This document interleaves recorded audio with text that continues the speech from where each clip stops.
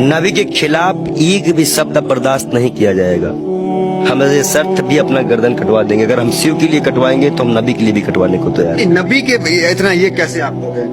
अरे भाई मैं इस्लाम फॉलो करता हूँ, मेरे पास कुरान है। अब कुरान में नबी का बढ़िया जिक्र है।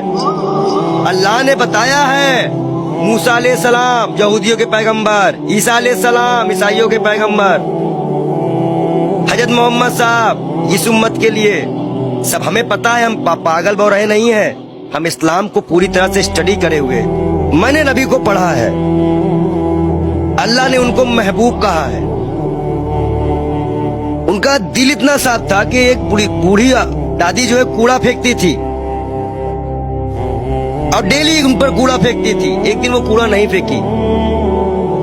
हमारे नबी ने उनका हालचाल उनके घर गए थे। उन्होंने कहा है कि अगर पड़ोसी भूखा है, वहां उन्होंने हिंदू मुसलमान नहीं बताया है कुरान में, आप कहीं भी देख लीजिए, नहीं है। कोई भी भूखा है तो आप खाना नहीं खा सकते। एक बार वो मक्का मदीना इस्लाम फैलाने गए, लोगों ने विरोध किया, पत्थर मारे, जूते तक में उनके खून, उनकी जूती जो थी उनपे भी खून आ गया था, भर गया था।